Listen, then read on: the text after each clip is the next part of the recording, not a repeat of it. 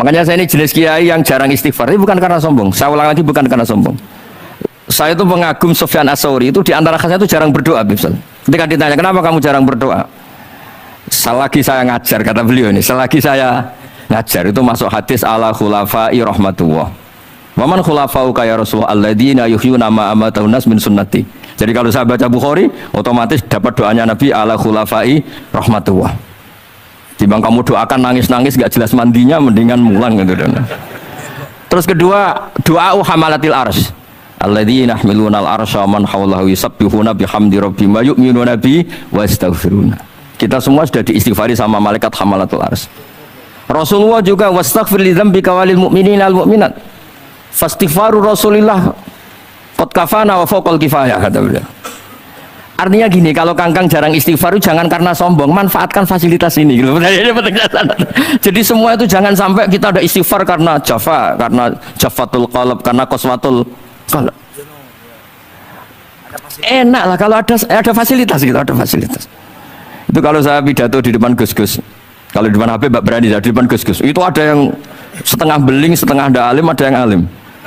Terus yang beling-beling pesan sama saya, Gus tolong bela kami, maksudnya. Ya kadang-kadang mubalek kan order pesenan itu. Terus tak bacain ayat walladzina amanu wattaba'athum dzurriyyatuhum biimanin alhaqna bihim dzurriyyatahum wama alasnahum min amalihim min syai'. Orang aba-abanya iman, anaknya iman itu nanti surganya disertakan mbahnya meskipun kelas amalnya ndak sama. Jadi mbah-mbahnya alim alama, anaknya yang ndak alim nanti surganya sama-sama yang alim. Kenapa sih kalau ada fasilitas nggak dipakai? Pakai aja, nggak apa-apa kan? Yang alim yang komplain. Sudah kamu yang alim dihormati, dicucup, salami template, yang ikhlas saja, tidak usah protes, kata saya gitu. Artinya saya inginlah keseharian kita yang awam, yang apa itu harus cari backupan hadis supaya semua keseharian kita itu ada apa? Sanad. Misalnya sampean kalau malam itu nggak bisa tidur, tahajud ndak, witir ndak, ya mutolaah ndak. Tapi lihatlah itu sebagai tarkul ma'asi. Apa tarkul ma'asi aja? Alhamdulillah malam ini saya ndak zina, ndak maling, ndak dugem. Coba kalau kamu malam-malam di kamar, itu namanya apa? Ndak tahajud, ndak witir kan? Tapi kamu harus syukur karena itu tarku zina, tarku sarikoh, tarku kada wa kada. Supaya kamu tetap syukur sama Allah Ta'ala. Itsmamin mubakhin ila wa yatahaqqaqu bihi tarku haramimma. Setiap mubah yang kita lakukan pasti di saat itu ada haram yang kita tinggalkan. Makanya dulu banyak orang-orang soleh yang semalaman tuh guyon sampai pagi.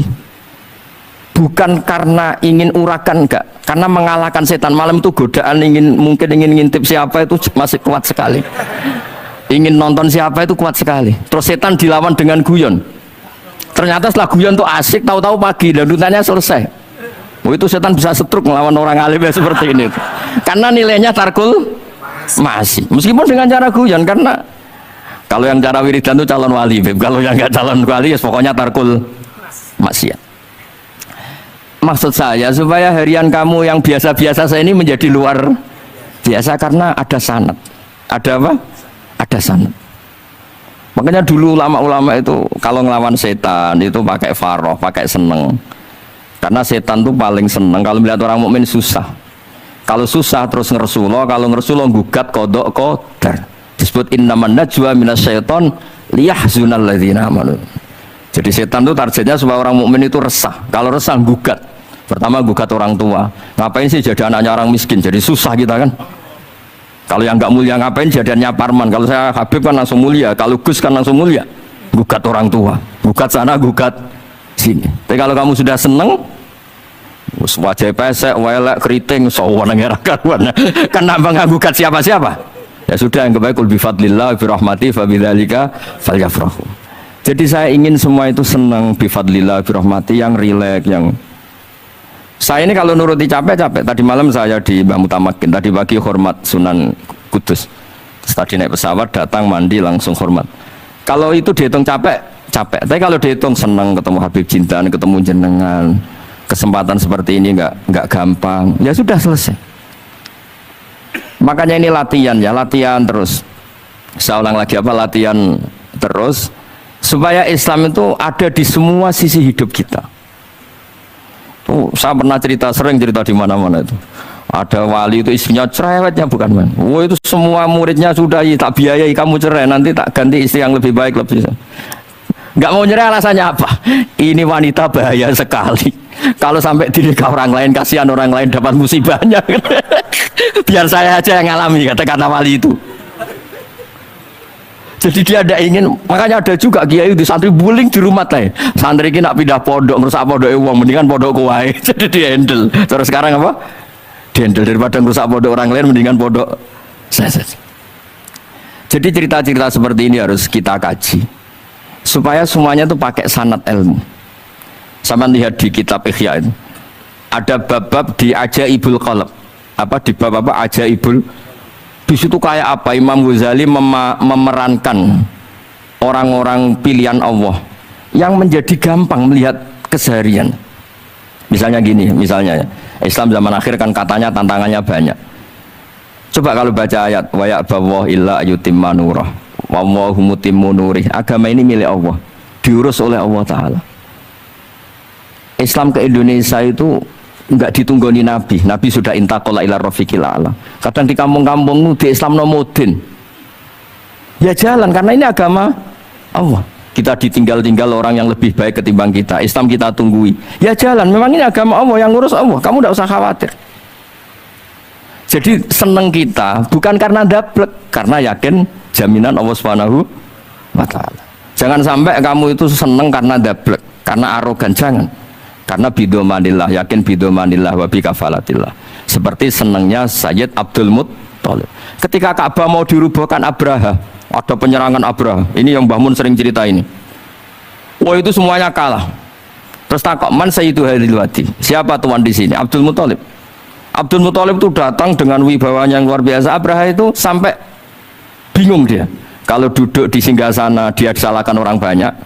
Karena raja kok duduk berdua sama orang yang tidak raja. Kalau Abdul Muttalib di bawah dia nggak punya nyali karena ada hebatnya Sayyid Abdul Muttalib. Oh, oleh takdim luar biasa. Setelah itu tanya, apa keinginan kamu? Saya tidak ingin perang, saya hanya ingin merobohkan Ka'bah. Ternyata Sayyid Abdul Muttalib jawabnya apa? Unta saya yang 100 lo kembalikan dulu, tidak usah cerita Ka'bah. Kagetnya bukan main Abraha. Kamu ini pemimpin yang nggak bener. Ka'bah itu dinu kawa dinu abaik, itu kan agama kamu. Mau saya robohkan kamu malah bicara unta. Ini kamu itu pemimpin model apa? Jadi saya nyesal hormat kamu, ternyata kamu mental kamu hanya mikir apa? Unta. Tapi jamnya Abdul Muttalib itu unik. Inna lihadal bet robban hamaluk. Unta itu milik saya, kembalikan dulu. Kalau Ka'bah itu milik Allah, nanti diurus yang punya. jadi dibalik seenaknya itu ada tauhid yang luar biasa. Makanya saya termasuk kiai yang nggak susah kalau mau mati. Kalau mau mati, mati aja. Saya udah mikir kalau setelah saya ini agama gimana ya, gak gimana mana ngomong agamanya Allah Ta'ala. Jadi dibalik ya secara lahir kan seenaknya. Ternyata innalihadal bet robban hamahu. Ka'bah itu ada yang punya, nanti biar diurus yang punya.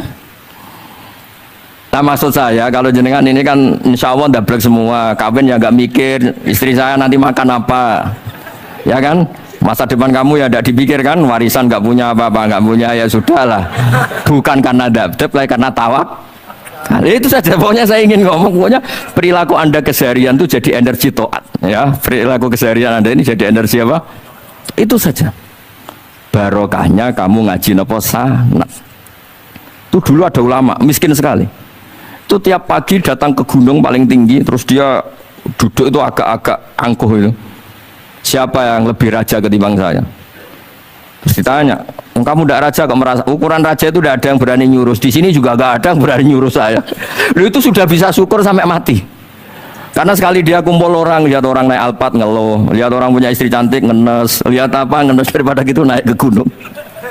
Siapa yang bisa menandingi kelaglatan saya dalam hidup ini? Ana ma'allah wabillah, ngomel-ngomel sendiri. Tapi itu cara dia syukur. Cara dia apa? Syukur. Dan akhirnya betul dia punya sanad. Mangkana aminan fi sirbih mu'afan fi jasadi intahu kuntu yaumi faka'anna ma khizatahu dunya bihadzafiriya. Ya sebentar orang itu sehat, ya aminan fi sirbih mu'afan fi jasadi intahu kuntu yaumi faka'anna ma khizatahu dunya bihadzafiriya.